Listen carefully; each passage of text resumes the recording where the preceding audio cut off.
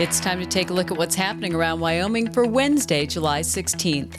I'm Wendy Corr, bringing you headlines from the Cowboy State Daily newsroom, brought to you by Cheyenne Frontier Days. 10 days of rodeo thrills, extreme bulls, live concerts, carnival rides, Western heritage, and unforgettable cowboy spirit in Cheyenne, Wyoming. Don't miss the 129th Daddy of them all, July 18th through the 27th. A man is dead and a police officer wounded after a Monday shootout in Warland. Officers were sent to the area under the New River Bridge to investigate a 37-year-old male subject whom the reporting party categorized as under the influence of an unknown substance. Cowboy State Daily's Claire McFarland reports that officers arriving on scene recognized the man from a call earlier that day, but when they went to arrest him, the man put up a fight. There was a felony property destruction case they were investigating in which he was allegedly involved. And so as more of them are converging on scene, they're recognizing him. And according to the police department, he's resisting and pulls a gun and starts firing on 4 officers, injuring at least one. So 2 of them fired back and he was stopped and then he died on scene. Wyoming DCI's officer-involved shooting team has been called to investigate what happened in Warland and have determined that there's no continuing threat to the community. The Wyoming Game and Fish Commission on Tuesday ruled to reject hugely unpopular changes to the state's landowner hunting tag program. Cowboy State Daily's Mark Hines was at the meeting and said that the decision came after the commission listened to hours of testimony from many among dozens of landowners and hunters who showed up at the commissioners' meeting in Casper. The couple landowners I talked to after the meeting were pleased with the results. I mean, a lot of people showed up. Testimony went on for hours, and pretty much everybody spoke out against it, but nobody really seemed angry or particularly upset. It's interesting because there's still 2 big unresolved issues out there, and that's whether there should be a cap at the percentage of landowner tags that are included in the hunting tag draw, and whether landowners should be able to put those tags up for sale. Each of those issues would require a change in state statutes, which is beyond the commission's authority. Only the Wyoming legislature can do that. Those topics might come up during the legislature's 2026 session. A U.S. House committee advanced legislation Tuesday, sponsored by Wyoming Representative Harriet Hageman, to remove Yellowstone area grizzly bears from the Endangered Species Act list. Hageman, a member of the U.S. House Natural Resources Committee, said Tuesday that the greater Yellowstone ecosystem grizzly population has fully recovered and now numbers about 1,100. Cowboy State Daily's Sean Berry reports, though, that the legislation has a unique caveat. The U.S. Fish and Wildlife Service in 2017, in the first Trump administration, took exactly this action. But a federal court stepped in and said, no, you can't do that. It halted the removal. So what happened is the Republicans, including Rep. Harriet Hageman, were not happy about this. So this legislation reinstates the rule that the court threw out. But here's the catch. Rep. Hageman put language in it to prevent judicial review of this rule. All members of the Wyoming congressional delegation have said consistently that this bear is fully recovered. So they think that it's staying on the endangered species list by mistakes by activist judges and so on. The committee voted 20-19 along party lines for the Grizzly Bear State Management Act. The bill now goes to the House floor.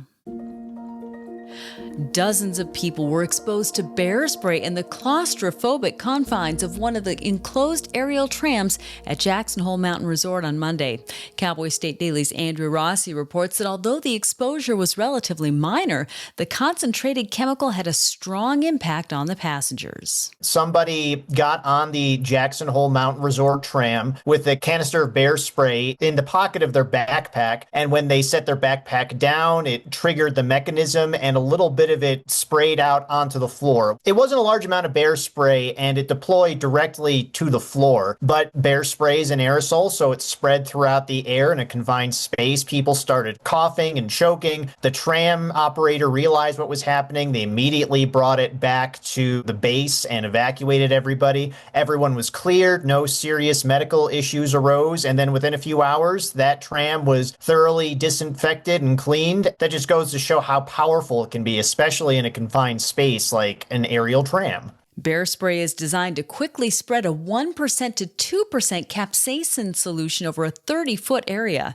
When deployed outside, the spray dissipates into the air but can still impact anyone within range. In an enclosed space, the impacts of bear spray can be much stronger. I'll be back with more news right after this. RER is transforming rare earth production and disrupting China's global dominance. The demonstration plant in Upton, Wyoming uses proprietary closed-loop technology powered by machine learning to separate rare earth elements with unmatched efficiency while recycling chemicals.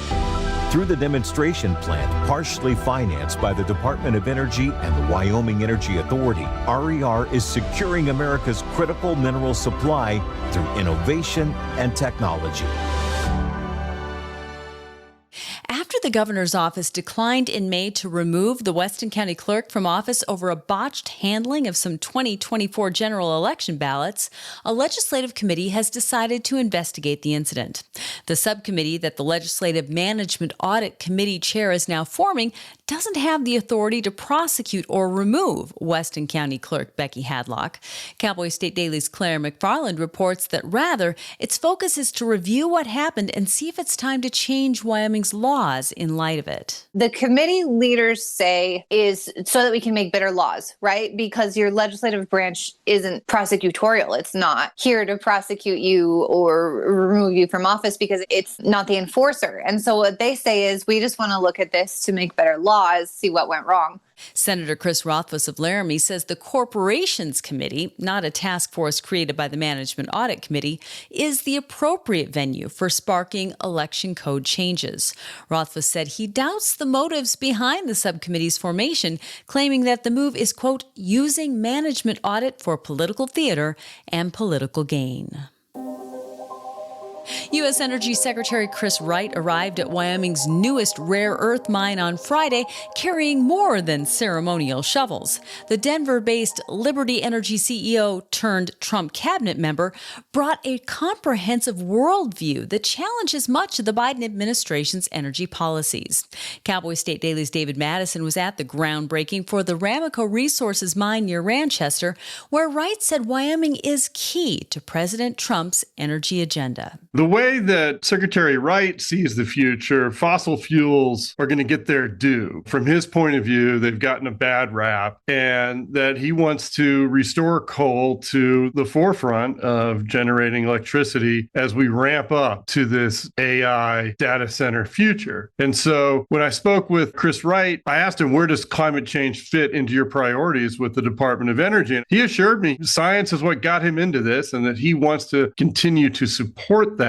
It was a delight speaking to Secretary Wright. He is an intellectual force, very controversial in a lot of the stances he's taken.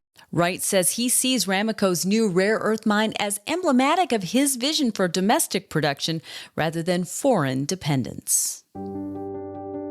The Tour de Wyoming rolled out for a loop trail around Sinks Canyon at about 6 a.m. Tuesday as the cyclists hit the event's halfway point.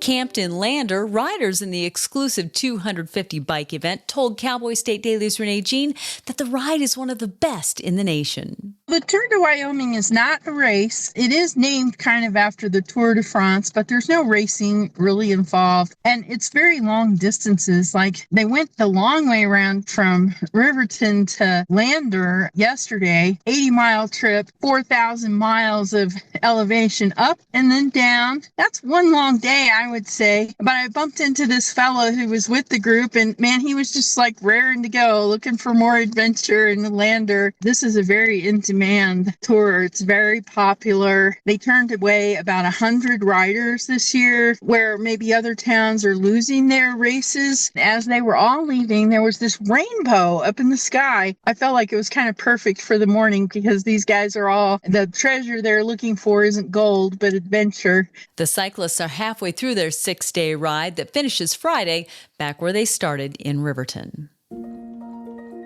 And Jay Richard, Wyoming's pumpkin king, is doting over the 2 perfect plants growing in his custom-built greenhouse in Warland. Each has a perfectly shaped orange pumpkin attached to it, and he couldn't be more proud. Now he needs them to stop waiting and start gaining so they can reach the goal weight of 2,000 pounds. He told Cowboy State Daily's Andrew Rossi that despite constant pampering and nearly 500 gallons of water per day between them, these pumpkins are slow growers. He's got 2 pumpkins that are growing very happily and healthily. They're perfectly shaped. They're nice and orange. The plants look fantastic. They're just growing slow. For a professional pumpkin grower, gaining 30 pounds a day during prime growing season is slow. That might seem exceptional to us, but that's slow to them. His pumpkins are averaging between 27 and 29 pounds per day, and he's not sure what the solution is. It could just be that he got some slow seeds this year, but as soon as he finds out what the issue is, he's going to address it because he wants a 2,000-pound pumpkin in the Bighorn Basin this year, and he's going to do whatever he can to get it. Richard reached a pinnacle in his pumpkin growing career in 2023 when he grew 3 pumpkins that won weigh-offs in Wyoming, Colorado, and Utah. And that's today's news. Get your free digital subscription to Wyoming's only statewide newspaper by clicking on the daily newsletter button at cowboystatedaily.com. And you can watch this newscast every day by clicking subscribe on our YouTube channel, or you can listen to us on your favorite podcast app. Thanks for tuning in. I'm Wendy Corr for Cowboy State Daily.